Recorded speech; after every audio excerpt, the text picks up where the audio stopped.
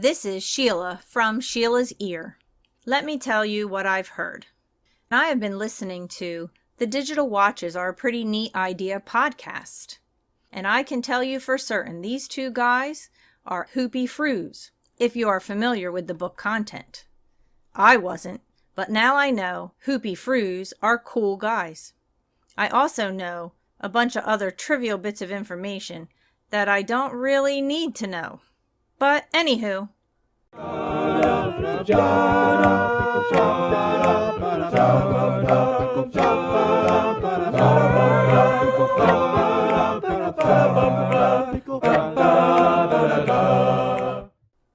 Hi there, and welcome to Digital Watches Are a Pretty Neat Idea.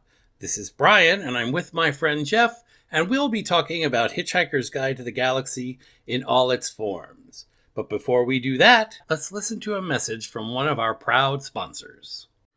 This episode of Digital Watches Are a Pretty Neat Idea is brought to you by LtUaE, the restaurant at the end of the universe.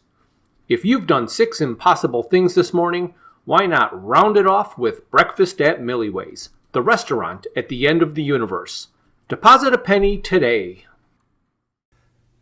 Hey Bryan, how you doing today? Hey Jeff, I'm doing great. How about you? I'm doing good, but I feel like I need to make a speech again that I forgot to make last episode. Oh my goodness. Do you remember last episode? Yes. How could you forget our 43rd episode where we talked about 42? That's right. I'll never forget 43. I mean 42. And the speech I'm referring to is the best man speech that I gave at your wedding, where I put in my own theory of what the question was. Right. Do you remember? I was just celebrating my 15th year of marriage to my lovely wife. Yes. And I don't think my memory is nearly as good as you think it might be. I was lucky to remember the date. Yes. So anyway, I theorized that the possible question to which the answer is 42 is, at what temperature in degrees Fahrenheit does Bryan like to keep his house? That's right. Now I remember. Ah, yes, that is true. I remember that. I do remember. Because, boy, you love your air conditioning. Oh, I do. And we've talked about this before. During this podcast, I'm sitting here in my office space. Yes. And I have to turn the fan off. And this air just doesn't circulate here, so I get hotter and hotter as the night goes on. So you're kind of glowing. Thanks. I just got out of the pool. Oh, that's good. This is the weather for pool, God. that is for sure. Oh my goodness. So much has happened since the last time we recorded. It's just crazy. Absolutely. And it wasn't really that long ago. No, it wasn't, but it feels like it. I mean, I know it's been close to 5 weeks, I think, since the last time we recorded. Yes, I think it is. Time flies so fast, doesn't it? Yes. It's been so long that you're ready for another vacation. Well, yes. And through all fairness, my wife is, in education, and she's an administrator. So the summers are the time that we do go on vacation, and we do tend to pound down the vacations one right after another. Yeah, right. You need a vacation from your vacation. That's right. So we get back from Alaska a couple weeks ago, and now we're going down to Cozumel in another week. So I'm really looking forward to it. Yes, opposite ends of the spectrum. Yep, absolutely. But between those two, we're going to talk about the first issue of the comic book of Life, the Universe, and Everything. Wow. There's quite a bit of a difference on the cover, just to start off with, compared to the previous books in this series of comic books. Yes, definitely. With Ford and Arthur in their tattered clothes, escaping an explosion on a cricket grounds. First glance, I kind of looked at Arthur, and he sort of looks like a young Rob Reiner. Yes, he does. And then all the cricket robots flying off in every direction. Right. I find it interesting that all the different robots have a different configuration of the red ball pattern on their chest. Yeah, and they're obviously the bombs that are attached to them, like a utility belt or something, right. But they do seem to be placed differently on each of the creatures, or robots as we know as them. Yes. And Ford still has his magnificent red beard. Mm-hmm. And Arthur has a cricket ball in his hand as he's running. And a little bag and a tattered dressing gown. Yes. So we'll get through the first couple of pages real quickly. It's just talking about who the producers and the editors, and then some of the creators, and a couple of new names in this one. Yeah, looks like it. So adapted by John Carnell, breakdowns by Paris Cullins, pencils by Neil Vokes, inks by John Nyberg, colored by Digital Chameleon, and lettered by John Workman. Digital Chameleon, is that some kind of a software program? I do not know, but it does sound like one, but I have a feeling that's just his moniker. There you go. So I like this, that it says, for those with short memories. Oh my goodness. Our story so far is thus. Or our story thus far. Mm-hmm. Do you recognize this character? I don't really know what this character represents. I do not know who this would be. Mm-hmm. Kind of like a regal royal get-up with all these robes. Mm-hmm. Very official with a futuristic clipboard. Mm-hmm. Interesting. Maybe we'll get a hint in the text. So the text on this page is literally a summary of the last two books. Mm-hmm. And where we are. Right, and the only thing that leaves any guessing as to who this character might be is it does say near the bottom at the last paragraph, it says, their ultimate fates and those of Zaphod, Trillian, Slarty Bartfast, and Marvin the Paranoid Android are the subject under investigation as we begin our quests for life, the universe, and everything. Yes. So he's some kind of investigator. He is an investigator, yes. Oh, he's on the first page. Oh, cool. Well, there he is. It's Wowbagger. Oh, okay. He's got his clipboard. He's got all of his names in alphabetical order. Mm-hmm. Wouldn't it be Wowbagger? And he's headed to the uncharted backwaters. At least he has a mission, as he says, right? Yes. A mission to insult everyone in the universe in alphabetical order, of course. Mm-hmm. Oh, my goodness. And it's just amazing. I mean, immediately the transition, we go to the next page and we see Arthur there as Wowbagger's ship descends on the primitive Earth. Right. And he's got dark hair, like black, blue hair. With right, dark yeah. Mustache and beard. And here he doesn't look like Carl Reiner. No. Oh my gosh. And so, of course, Wowbagger lands, insults him. Mm-hmm. He says, you're a jerk, a complete knee biter. Yeah. So I'm a little confused here, so maybe you can help clear it up. So the top panel is Arthur shielding his eyes from a landing ship. The next panel is the stairs are down. It says Dent, Arthur Philip Dent. He says yes. And you're a jerk, a complete knee biter.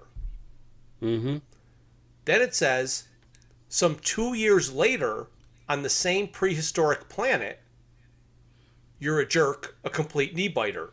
So is he just having a dream? I guess that's what it is. He's waking from a dream in his cold and damp cave on the lower parts of the panels. Okay, so that's really kind of I don't know, disassociative. To me, it doesn't. It is, but you picked up on it very quickly. I did not immediately know what that was all about either. I thought it was odd. But clearly he's waking up from a dream and screaming, as he does every morning. Yes, they did mention that. Well, now we know what he dreamed of. They never said what his dream was. So and now why we know. He screams. Yes. Because he, in fact, is a knee biter. Yes. Of all the things that he could be screaming about, that is the one. Mm-hmm. And now he thinks it's a beautiful day. Mm-hmm. And he's wandering around, wondering what he should do, and decides that he might go mad. And then Ford shows up and says, "That's a good idea." And he went mad for a little while. Ford? Yeah, he can't believe it's Ford. There's a couple of panels here that I think they could have spent a little more time with him talking to the trees. Mm-hmm. Yeah, exactly. Good morning, Ash. Good morning, Elm. That's what it could have said instead of "what a beautiful day." And then, of course, Arthur finally realizes what's going on and gets very mad and starts yelling at Ford. "Where have you been?" Mm-hmm. He says, "Around about." And then he said, "Oh, here's one of our favorite lines, right?" Ford says, "And then I decided I was a lemon for a couple of weeks and amused myself jumping in and out of gin and tonic." Yes. Well, it was a small lake that thought it was a gin and tonic. At least I think it thought it was a gin and tonic. Right. I love the circular logic. That always gets me. Right. So Arthur's trying to find out where he has been, and Ford tells him he went to Africa. Mm-hmm. Ford says, "Africa was interesting. I behaved quite oddly there. I took up being cruel to animals, but only as a hobby." Oh, and here's where he says that he's responsible for the evolved shape of the animal you know in later centuries as a giraffe. And he learned to fly. Tried. He only tried to learn to fly. Oh, that's right. Right. You're right. He only tried to learn to fly. And the only reason he mentions that at this point is so they could introduce The Hitchhiker's Guide to the Galaxy. Remember that book? Uh-huh. And gives it to Arthur. Right. And Arthur says, "I remember throwing it in a river." And of course, Ford has fished it out of the river, and he doesn't want to give it back to him if he's going to throw it back in the river. Right. And so then he reads the entry on flying. This would have to be, I would say, the favorite line of this book from its readers. Like, if you're going to say, what's your favorite line of Life, the Universe, and Everything, I am sure that it's at least in the top three. And that is that the way you fly is to throw yourself at the ground and miss. And Ford admits he's not done very well so far. Showing him his scraped up arm and elbow. Right. Oh, and then here, of course, they talk about what happened to the Gulgafrinchums, and it's how a lot of them didn't make it through the winter, and the few who remained said they needed a holiday and set off on a raft. Mm-hmm. So again, that is my reason for believing that the Gulgafrinchums are gone, and Arthur is a product of the original inhabitants. He is later defined as descended from apes, so yes, we have he to is. assume that's true. Oh, well, let's see here. How much are they going to beat this into the ground? Oh, here's your Eddie Who line. Yes. Uh-huh. So there's a disturbance, and there's eddies in the space-time continuum, and Arthur, of course, asks Eddie who. Mm-hmm. And they kind of just drop it after that. Mm-hmm. So they don't go on and on and on about Eddie. Well, of course, there's more than one Eddie in the world, so. There is. And at least here, it says Eddie who. as opposed to in the book where I believe it says, "Who's Eddie?" Right. You're right. Eddie Who makes more sense and isn't nearly as annoying as "Who's Eddie?" And then, of course, the sofa pops up in the field. Is that what a Chesterfield looks like to you? I have to imagine. I don't know about that. That is a perfectly accurate depiction of a Chesterfield sofa. All right, and of course, as they're chasing it, Ford is saying, "I told you, Eddie's in the space-time continuum." And that's when Arthur says, "Is this his sofa?" Which is still a good joke. It is a good question. But I keep looking at that. Looks more like a sofa from IKEA than from the Chesterfield version. I think so. It's And Ford just knows that they have to catch the sofa in order to get off of prehistoric Earth. Mm-hmm. And Arthur says, "And it's been such a good day so far. Half an hour ago, I decided to go completely mad. And now, look at me." And he didn't go on and explain everything. They just end it there, and you're just supposed to understand that he's chasing a sofa across prehistoric Earth. A form of madness. So there's a real quick guide entry. Mm-hmm. Very quick, yep. Which has the important facts from galactic history. Number 1, the night sky over the planet Cricket is the least interesting sight in the entire universe. And the way they have it positioned here, you almost think there's a cricket game happening on Cricket. Because it does say, "Meanwhile on 20th century planet Earth," but you don't really get to that until your brain has already made the connection that there's a sky and there's announcers. Right. And so they're at a cricket game at Lord's Cricket Ground, and England looking like they're going to regain the Ashes, and then whoop. And then the one announcer says, "Well, this is an interesting incident, Bryan." Right. Because there hasn't been any mysterious materializations on the pitch since, Edgbaston 1932, Peter. Oh my gosh, what happened in Edgbaston? Well, Peter, Cantor was facing Wilcox coming up to bowl from the pavilion end, and a spectator ran straight across the pitch. Oh my gosh. You can hardly call that a materialization, can you, Bryan? No, true, but the man did claim to have seen something materialize on pitch. Ah, did he? Yes, an alligator, I think, of some description. Well, for those of you who just tuned in, that's pretty funny stuff. And of course, you see Ford and Arthur clinging to the sofa for dear life, and then it pops out of existence once again.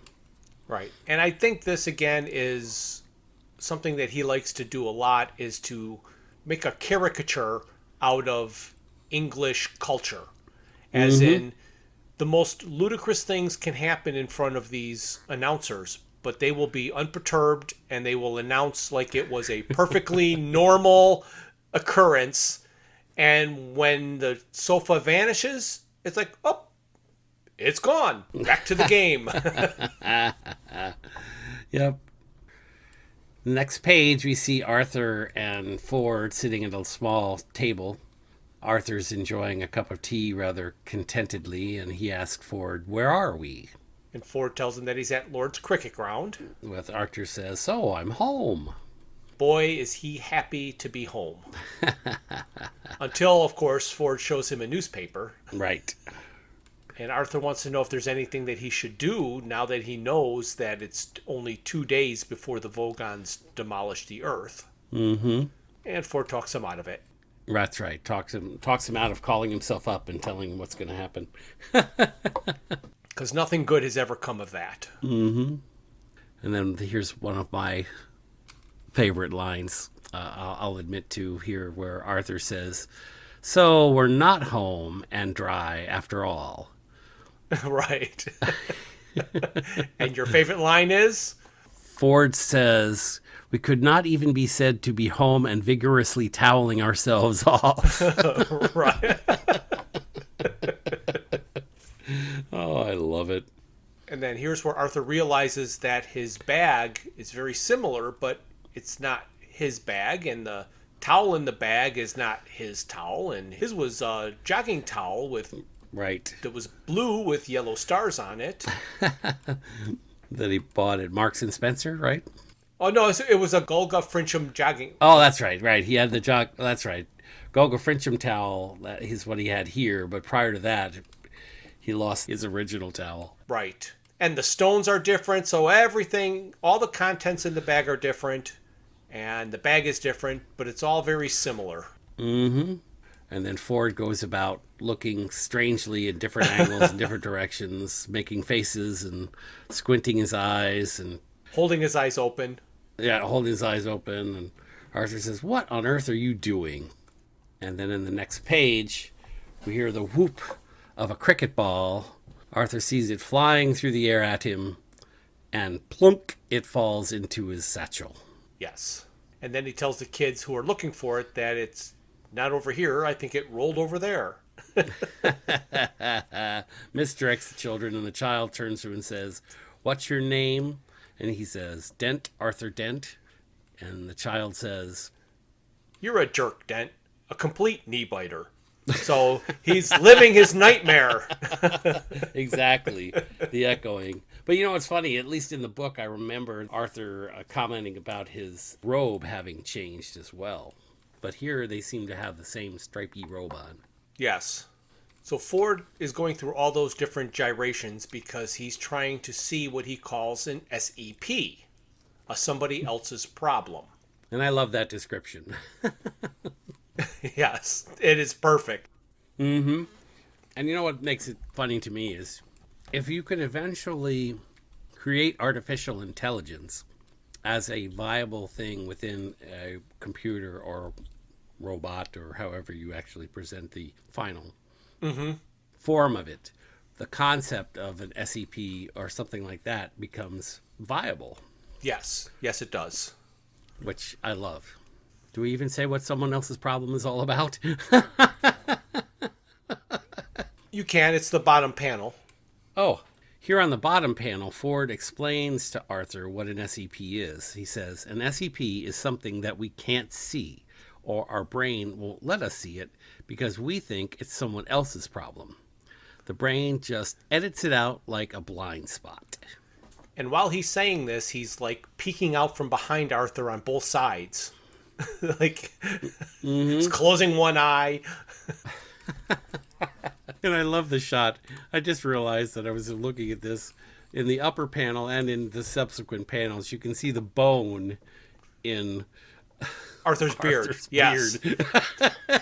Well, I was going to mention that the kid didn't point out that he has a bone. Oh, he didn't. Nope. But it's definitely there. Mm-hmm.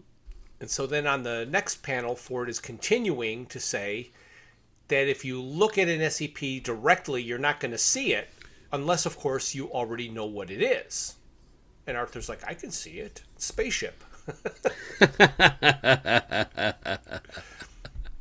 And then a mysterious figure in black from the shadows of the spaceship says, "Exciting, isn't it?" Yes. And once again, Slarty Bartfast has arrived.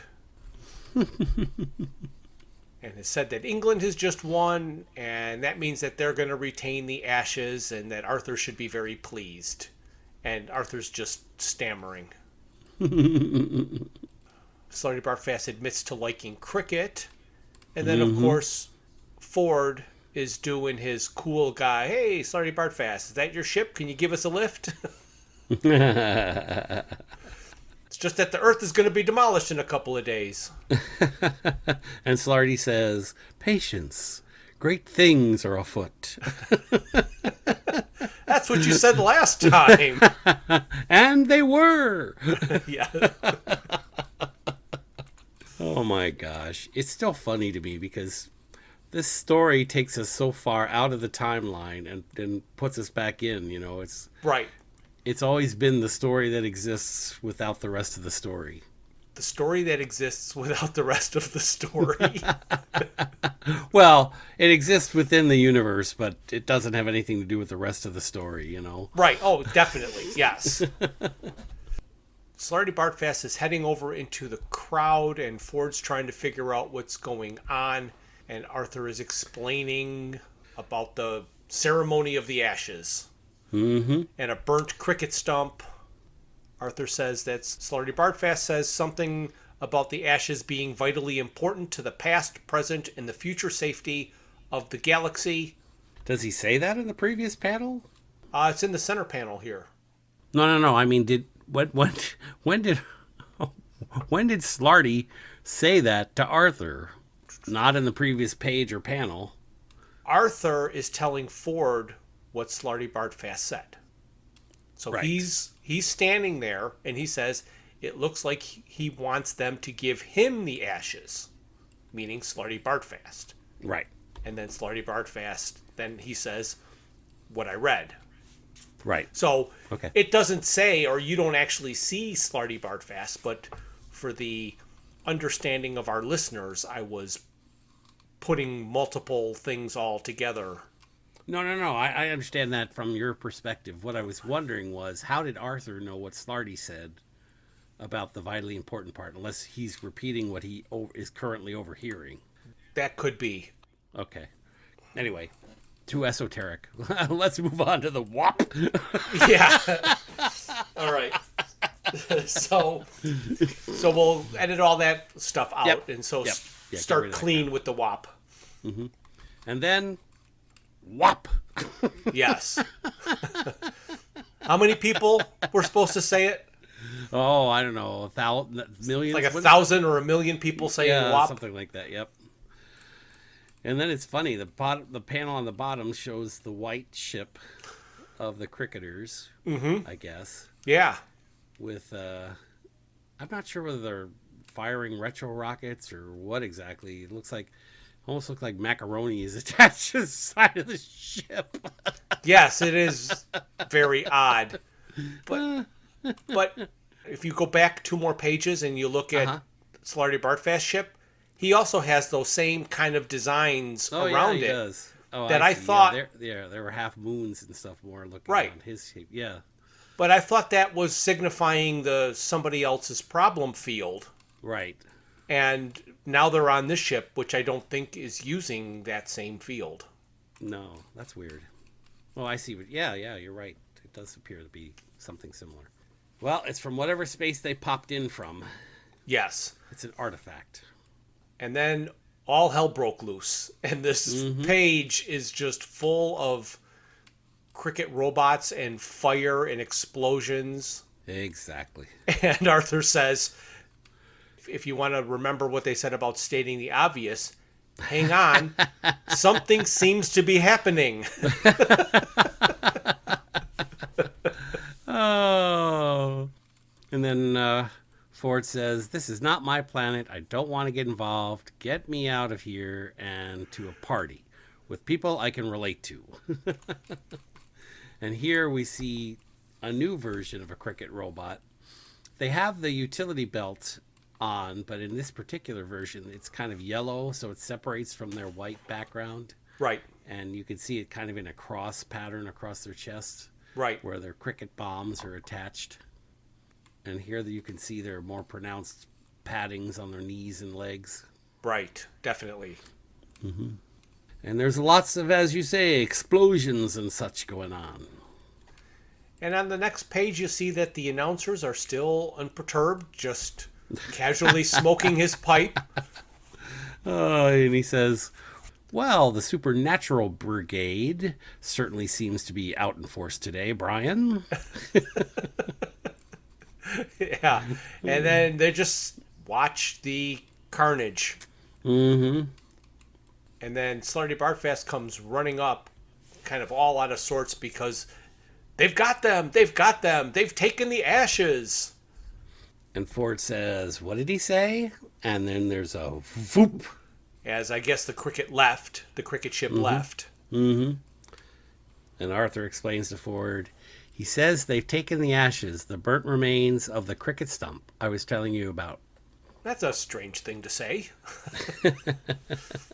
Strange thing to take. Yeah. Strange ship. As Ford finally looks at Slarty Bartfast's ship. And then Slarty says, yes, I know, but there is a reason. He tells him, now hurry, we must go. The ancient nightmare is come again. Doom confronts us all. And then Ford says, I fancy somewhere sunny. Then I'm trying to decide what is going on in those top two panels. Well, I think... Oh, I see what's going on. On the top two, yeah. One ship is arriving, the other ship is leaving. Yes, a ship is coming down as the cricket ship is leaving. Mm-hmm. Door opens. Somebody gets out. Guy laying on the ground, all hurt and from all the carnage going on. And he's asked if he is Arthur Philip Deodat. Then Wowbanger says, you're a no good Dumbo nothing. And then in the next part he says, I thought you should know that before you went. Right. And then the guy dies. Last thing that ever happened to him is he was insulted by Wowbanger. Oh, sounds like a life we'd love to live, right? Definitely. So now we have another guide entry. Mm-hmm. And this is important fact from the Galactic History number 2. Since the galaxy began, vast civilizations have risen and fallen so often that it's tempting to think that life in the galaxy must be A, something akin to seasick, space sick, time sick, history sick, or some such thing, or B, stupid. So that's... Yes. And the bottom panel of this particular entry scene shows the Vogon ships destroying the planet Earth with an explosion. Right. And then the expressions on their face when Ford is saying, nice mover. Makes the heart of gold seem like an electric pram. Something about the decor, though, and Arthur seems to be quite panicked with the panicked face. Yeah. And the outside of the ship is a little odd. It's kind of like like a star, Right. Pointy, sharp, starry thing. And the inside is definitely like a bistro. Definitely.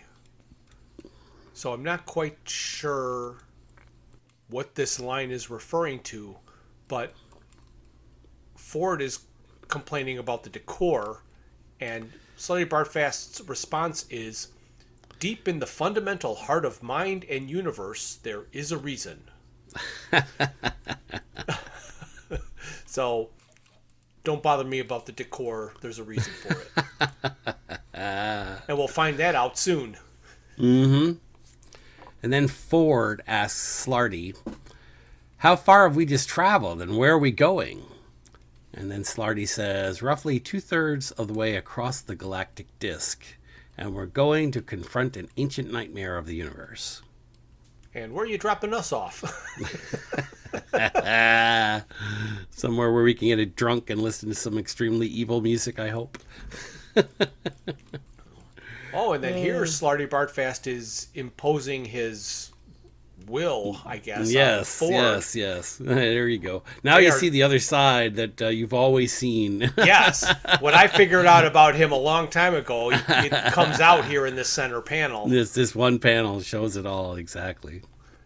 So he is nose to nose with Ford, explaining that he is going to need his help. Mm-hmm. Ford goes into describing a little bit about Eccentrica Golumbits, the triple-breasted whore of Eroticon 6, and Slarty just ignores him and says, a curse has arisen from the mists of time, a curse which will engulf the galaxy in fire and destruction, and possibly bring the universe to a premature end. And Ford's still going on about Eccentrica. About how far her erogenous zones start from her body. Theory says 4, but he thinks 5. And of course, nobody's listening as his voice is trailing off. Yes.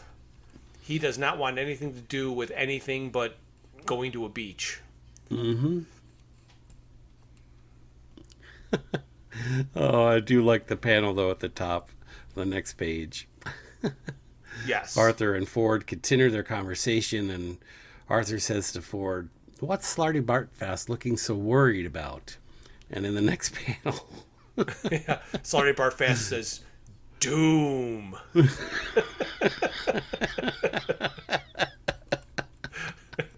Then, of course, Slarty offers to take Ford and Arthur off to explain things to him by traveling through their ship. Ford is still trying to get off the ship, and he's saying that his doctor says he has a malformed public duty gland and a natural deficiency in moral fiber, and he's therefore excused from saving universes, and that his ship looks like a joke. Mm-hmm. And he's saying that it's complex four-dimensional topographical map of a series of complex mathematical functions. They start talking about bistromathics. And bistromathics is the most powerful computational force known to parascience. And brings them into the room of informational illusions. AKA the holodeck. Yeah, exactly. That's exactly what I was going to say. Oh. Isn't it convenient that all of these sci-fi places have a holodeck? Yes, it is. Oh my gosh. Don't you love it? The next panel is one of those panels that we are so used to from being represented as a conversation with the book. Yes. And on the pages, you see the whale, you see Einstein, representation of the Earth. The bottom right-hand corner, it almost looks like a Star Wars character that we're familiar with. Right. They're trying to throw everything they got into this one page. The page is describing how bistromathics came about and how it works with non-absolute numbers and all of the different examples of non-absolute numbers. So the first non-absolute number is the number of people for whom the table is reserved, which will vary during the first 3 telephone calls and then bear no apparent relation to the number of people who actually turn up. The second non-absolute number is the given time of arrival, a bizarre mathematical concept called, oh, here we go, a reciprocal seclusion. Ah, you did it. Yay! On one try. I'm so proud. On one try. Yeah, no editing there. In other words, the given time of arrival is the one moment in time at which it is impossible that any member of the party will arrive. I think that is my favorite joke of the entire book. I do like the flying bit, but this little observation is hysterical to me. It is. It's great. And that's when the Star Wars guy is running in saying he Yeah, hopes exactly. it's not too late. Star Wars character runs it. And another page full of this. Yes, and then they come with the third and most mysterious piece of non-absoluteness, lies in the relationship between the number of items on the bill, the cost of each item, the number of people at the table, and what they are each prepared to pay for.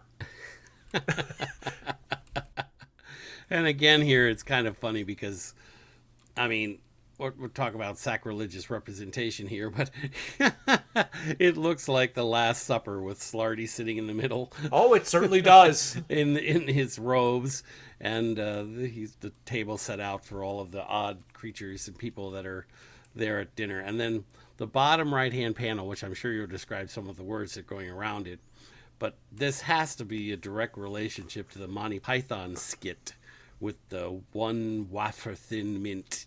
Yes, absolutely. Where the gentleman in the restaurant explodes. Yes, and this guy is exploding. Oh, no. Oh, Marvin! Oh, yes. I think One he's of our with Zem. favorite little, yeah. It's Zem. It's Zem. It's Zem. Oh, we love Squanchulous Zeta. Yes. And the robot with the peg leg, or as you say, the artificial leg. Yeah. Oh. But as you point out, how could a robot's leg be anything but artificial? Exactly. Do they use artificial here? And I got to No, scan. I don't know what they say here. Does he even mention his leg, except the fact that he's spinning around in a circle? It might come up later. We have to watch for that because I want to see if they change a robot having an artificial leg, which is a really great joke, but I don't know if it is an intentional joke. Mm-hmm. But the Zem is flopping in a floopy manner and asks Marvin why he's walking around in circles.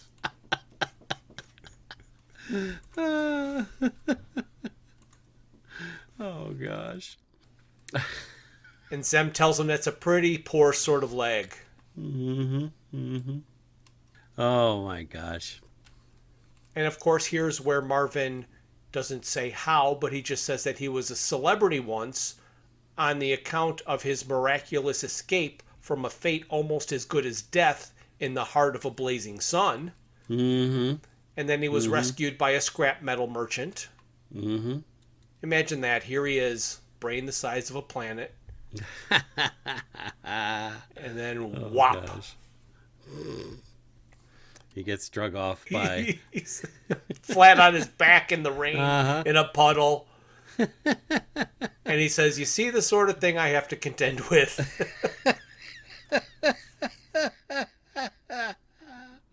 Oh, my gosh. And then, foop, he's gone. And poor Zem is sitting there all dejected because his best friend just left. Yes. Oh, this is a great depiction. I do like the depiction of this scene.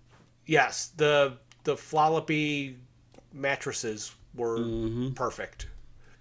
And then we're back in the room of informational illusions, the holodeck.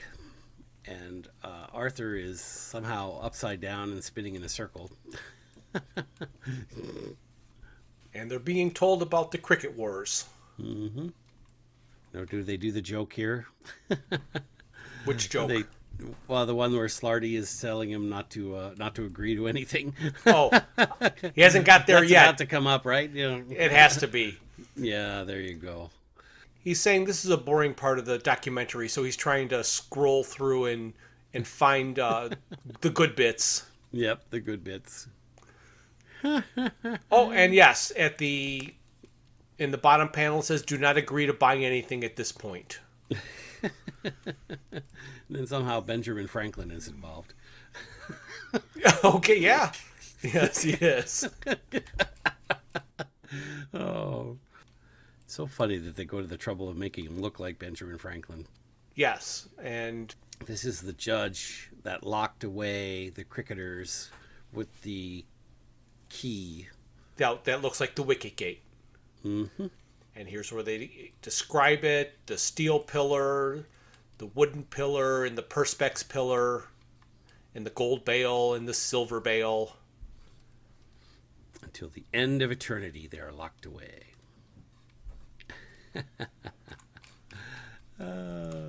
Then the next panel is when the sales pitch begins. Yes. You too can own your own cricket bale. And then, so of course, Slarty Bartfast is saying, "Don't nod. Don't nod." Now we bow our heads in payment. Oh, gosh. Sardi says, oh, you get the gist. And, of course, Arthur just says, oh, I was asleep. Did I miss anything? Yeah. And then on the bottom panel of this page, Slarty says that he's going to explain things to them himself. And here we kind of have some cross between the Room of Illusion and telling of the book. Oh, and now they jump elsewhere. And this must be the Heart of Gold. Yep, the Heart of Gold. And you see stomp, stomp, stomp, stomp, whir, stomp, stomp, stomp, stomp, whir. Yeah. Thank you for making a simple door very happy. I hope your diodes rot. Zarkov. Yeah. Oh my goodness. And this, of course, is Zaphod with his two heads looking kind of like Tarzan. Yes. Arms wrapped up in spotted leopard Yeah, cuffs. skin. And he's banging on the ship asking, why? And then there's a depiction of Trillian that's a little different looking than the last Trillian. And she's just trying to explain to him that you've been on a mission and you're bound to feel aimless now that it's finished. And he says, I think it finished me. As he's downing a bottle of Old Jenks Spirit in one mouth. Yeah. And leaning on his hand with the other. And so Zaphod is lamenting that here I am, Zaphod Beeblebrox. I've got the greatest ship in the sky, a girl with whom things to be working out pretty well. And she says, are they? He's like, huh? And then the drunk side of him is like, I'm not an expert in relationships. But I'm one hell of a guy and I can do anything I want. And here, I love this panel because there's a shot of Trillian striding off. And it's like one of the Archie characters, like Betty or Veronica, just storming off a scene. Right. And Zaphod falls off his chair. Confused as usual. And that's when she jumps in the teleporter, I guess, and zips off to anywhere. Yes. And he's like, what about the excitement and the adventure and really wild things? It's always the promise, never the delivery. Right. And then the next panel, the other head says the same thing. And then another whop. And then Zaphod says, is there someone on the ship? And both of the speakers in this particular scene are covered up and taped over. Yes. Obviously because he got mad at them earlier. Because they kept talking. Right, the computer just goes.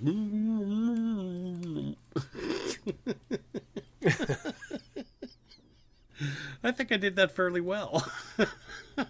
Yeah. So he's going to ungag the computer. And he tells himself to remind him to punch himself in the mouth. And then here he's trying to be very quiet. Right, like, right. If you can hear me, say so very quietly. I can hear you. Good. Now, in a moment, I'm going to ask you to open. I do not want you to say that you enjoyed it, okay? Okay. Doors. And Zaphod starts to go towards it. Then he says, and I don't want you to say to me that I have made a simple door very happy, or that it was a pleasure for you to open for me, and your satisfaction to close again with the knowledge of a job well done. And I don't want you to say, have a nice day. Understand? I understand, says the door. Okay, open now. And then the door opens, and Zaphod walks through, and he's getting closer to the cricket robots. And the door screams, is that the way you like it, Mr. Beetlebrox? He's like, oh! Oh, which gets the attention of the robots, of course. And then Zaphod has that great line. Okay, I want you to imagine that I have an extremely powerful kilozap blaster in my hand. You do have a kilozap blaster in your hand, says one of the robots. Well, I wouldn't want to tax your imagination, robot. It's like, I couldn't help noticing you've parked your ship through mine. Yes. So they explain that they're there for the gold bale. And it's part of the key that they are seeking to release their masters from cricket.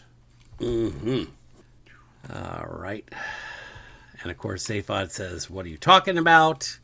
And they go through the whole explanation of the key and everything that we've already learned. So we get to listen to Zaphod learning what Ford and Arthur learned previously. Yes, yes. And then they shoot him. And they go foop and disappear once again. Yes.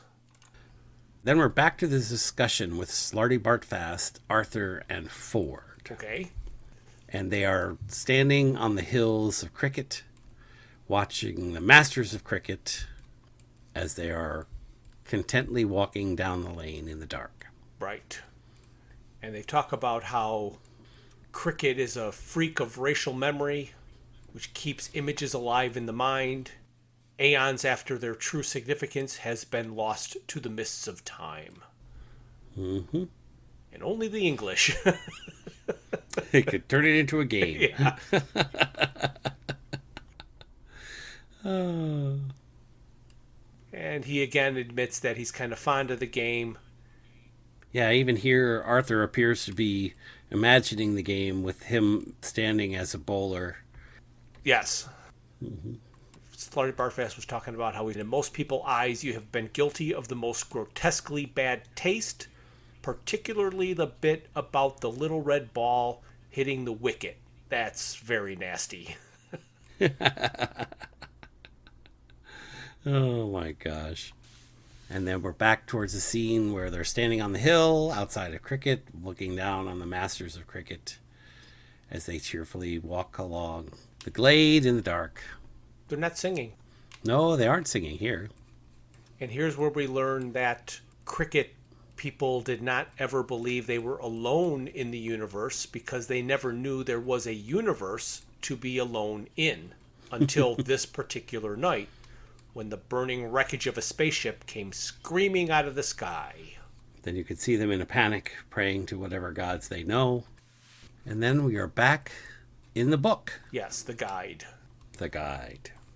And they're talking about the most famous ship ever. So it says, some speak of the Heart of Gold in hushed tones. Others of the starship Bistromath. Still others praise the greats of the galactic fleet, such as the GSS Daring, the GSS Audacity, and the most famous, the GSS Suicidal Insanity. But none are spoken of with such actual astonishment as the Cricket 1, the first spaceship ever built by the people of Cricket. Oh my gosh. And this was because of the time it took to build, thanks to the crashed alien ship from which they stripped every last secret. It took them almost 1 year exactly from the moment they discovered there was such a thing as space. And then, of course, we're on to the next page, and Arthur says, Ford, don't tell me this thing is going to fly. It's like, okay, I won't. And then we see it taking off.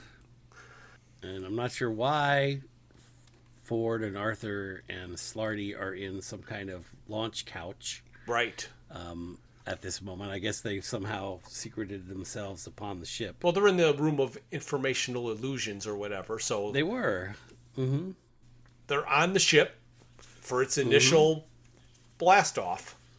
Right. And on the panel on the bottom left, they're upside down. The bottom right, they're right side up. And Arthur's barfing his way through the excitement. Yes, he is. And this is kind of a lot of nothing on a page here. It sure is. Weird page. It shows the cricketers taking off, going out into space, and saying, Yeah. Oh my gosh. So it's basically these two pilots or whatever from Cricket on the ship who eventually learn that there is a universe. Right. And their astonishment, and their spaceship has a handbrake. To our astonishment. Yes. And I guess they immediately turn around and go back the other way. Mm-hmm. After seeing the universe, the only thing they can say is... It'll have to go. To be continued. Yes. Oh my gosh. Dun dun dun dun. And then we get asked, will the cricketers destroy the universe? And who's to say they haven't already? Can Arthur, Ford, and Slarty Bartfast stop the deadly cricket robots from completing the Wicket Gate? Where's Aphod? Where's Trillian? And doesn't anyone care about poor Marvin? Actually, wait. Don't answer that last one. But do join us next month for some, if not all, the answer to these questions, as well as the party of the year, and the year before that, and the year before that. In Life, the Universe, and Everything, number 2. And then here's a page about all the creators and their bios. Oh my goodness, Blue Beetle and Wonder Woman. So it looks like Digital Chameleon is a company that is headed by Laverne Kinzierski. So he started his own. Okay. So Laverne was in the other books, but he's now formed a company. Okay, that makes sense. With 30 people, oh my gosh, that many people are still working in coloration? Wow. It's such a different world today. Although, you know, you and I have been to so many conventions and met so many of these guys that do this kind of artwork. Yes. It's still amazing to me that even though some of them are rather famous and have full-time jobs doing their artwork and coloring and all that kind of stuff, they still come to a convention and will sell you their autograph for $5. Right. Right. Oh, what a life. Yes. And then this is just all of the heads of DC Comics. And then the back cover.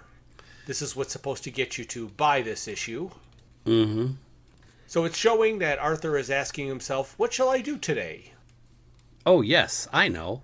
I think I'll go mad. Yeah. From a quiet morning on a prehistoric Earth to a worn-torn cricket field in the fastest spaceship in existence. What's a temporally displaced Earthman to do? Join Arthur Dent, Ford, Zaphod, Trillian, Slarty Bartfast, and yes, Marvin the paranoid android on their obviously hilarious quest for the answer to life, the universe, and everything. Be there or go mad. So even after our little break for this month, yes, we will do 2 bonus episodes where we do issues 2 and 3 of Life, the Universe, and Everything.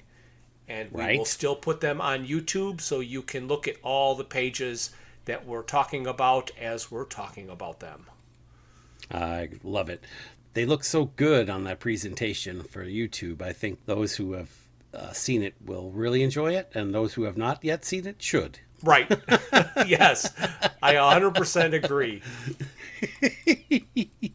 All right, Brian. Well, until the next time for our first bonus episode, I think it's time to say goodbye. So say goodbye, Brian. You know what, Jeff? I think I'll go make myself a sandwich. Very good. Very good. Enjoy. Share and enjoy. Thank you for listening to Digital Watches Are a Pretty Neat Idea. Look for us the first Thursday of every month for a full episode. We will also release a bonus episode later in the month. A very special thanks goes out to Luke, Max, Greg, and Tim Lesnick for arranging and performing our opening theme. We would also like to thank our talented friends and family for their voice work on our introductions and commercials. For this episode, a special thank you goes out to Lorraine Campbell for our opening. Visit our website at digitalwatchesareapretyneatidea.buzzsprout.com, where you can find links to all my Hitchhiker's Guide to the Galaxy inspired t-shirt designs. You can find us on Facebook and YouTube as Digital Watches Are a Pretty Neat Idea, on Instagram as Watches Idea Podcast, and on Twitter at Watches Idea. If you'd like to contact us, Our email is digitalwatchespodcast@gmail.com.